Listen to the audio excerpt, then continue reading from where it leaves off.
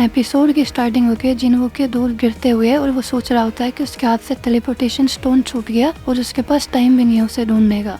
उसको उन सब से लड़ना ही होगा, पर वो कोई भी स्किल यूज नहीं कर सकता। पर उसकी हेल्थ और बाकी स्टेट्स भी कम हो रहे थे। वो उन सब से लड़ना चालू करता है और सोचता रहता है कि वो इस सारी चीजों से आगे बढ़ेगा और वो हार नहीं मानेगा। फिर लड़ते लड़ते उसे पीछे से आवाज सुनाई देने लगती है कि कैसे वो इंसानियत का सबसे वीकेस्ट हंटर है और वो भी उन्हीं लोगों से। और वो फिर उसको कहते हैं कि वो हार मान लेना चाहिए उसको। फिर उसी का पुराना वर्जन उसके पीछे आता है और कहता है कि इतना डेंजर काम करने क्यों है, ई रैंक से यहाँ पे आ चुके हो, बहुत हुआ। अब प्रेसिडेंट गो के सामने थर्ड जीजू आइलैंड रेड की रिपोर्ट होती है और वो मैनेजर जिंजुल को बताते हैं कि बहुत सारी जान गई थी और जितने भी हंटर है वो आज भी मेंटली इल हैं और आगे उनको देखना होगा कि क्या होएगा। अब पुराना वाला जिन्बो नए वाले को बोल रहा होता है कि क्या ये मैं सही में हूँ, वो अच्छी हाइट और बॉडी शेप में और ये सब कर पा रहा हूँ, सब चेंज हो गया पर अंदर से फिर भी वीक हूँ और फिर से मरने वाला हूँ। तुम सिर्फ ई रैंक हंटर ही रहोगे, मर जाना चाहिए तुम्हें, ये तुम्हारी ही गलती है। हर बार अपने आप को बोलने के लिए वो हर चीज के लिए तैयार है। और अभी का दिन वो सोच रहा होता है कि फिर से रिपीट हो रहा है उस टाइम की तरह। और फिर सोचता है कि उस टाइम पे हुआ क्या था। वो नाइट उसको मारने वाले होते हैं पर उसको पेनल्टी लग जाती है क्योंकि उसने डेली टास्क नहीं किया होता। पेनल्टी जोन में जिन्मो खड़ा होता है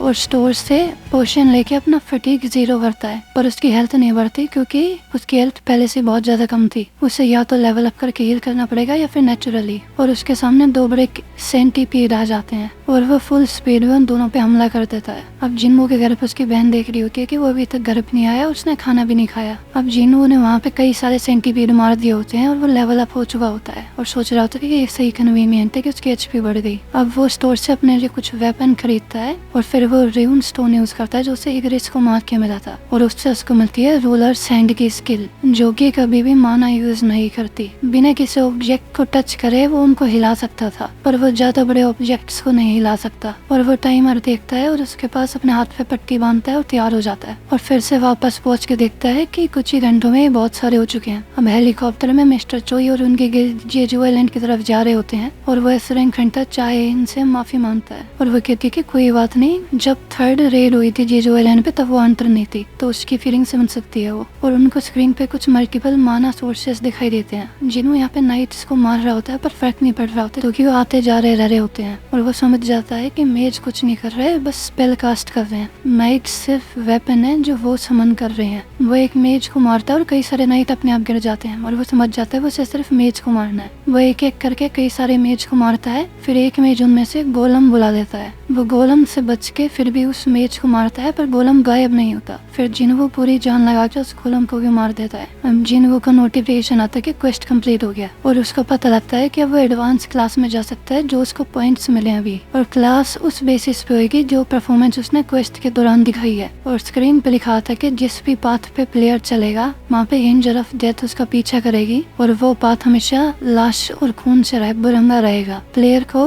बहुत तगड़ी पावर चाहिए और वो ये सब कुछ अकेला करना चाहता है और इस ताकत के लिए उसको वो भूत चाहिए जो वैली ऑफ डेथ में है और वो शैडो आर्मी समन कर सकता है जो प्लेयर के लिए काम करेगी और उन्हीं का कहना मानेगी। और उसको क्लास मिलती है नेक्रोमेंसर और फिर वो समझाता है कि नेक्रोमेंसर एक मैजिक टाइप क्लास होती है पर उसकी बिल्ड असैसिन जैसी है और उसी की जैसे उसकी बॉडी और स्किल्स है। अगर वो नेक्रोमेंसर बना तो ये सब कुछ वेस्ट हो जाएगा तो उसके पास ऑप्शन होता है कि ये उसको क्लास लेनी है या फिर नहीं लेनी। वो मना करता है पर नोटिफिकेशन आता है कि ये एक हिडन क्लास है। अब जिन वो कंफ्यूज हो जाता है और सोचता है कि इसमें कुछ स्पेशल एडवांटेज मिलेगा उसको। फिर वो सोचता है कि वो शायद इन सारे मेज की तरह समने की मैजिक यूज कर सकता है पर इस हिसाब से सब कुछ पहले से ही डिसाइडेड था उसके लिए, ये शायद सिस्टम ने किया है उसके लिए। अगर क्लास स्टैट्स की तरह काम करती है तो अगर वो लेवल अप होगी तो उसकी स्किल भी बढ़ेगी और इस हिसाब से उसकी शैडो आर्मी भी स्ट्रॉन्ग बनेगी, मतलब कि वो अकेले लेवल नहीं कर रहा होगा। फिर वो हाँ कर देता है उस जॉब के लिए। अब प्रेसिडेंट को और वो जिनचुल खिड़की से बाहर देख रहे होते हैं और बताते हैं कि हंटर चोई अब तक पहुंच गए होंगे जेजू आइलैंड पे। वो नेक्रोमेंसर बनने वाला होता है पर स्क्रीन पे नोटिफिकेशन आता है कि उसको जो पॉइंट मिले थे उसकी वजह से वो और भी एडवांस क्लास में जाएगा। उसको कई सारे बोनस पॉइंट मिलते हैं जो नेक्रोमेंसर की क्लास होल्ड नहीं कर पाती तो उसको और भी ज्यादा जॉब चेंज एडवांस में मिल जाती है,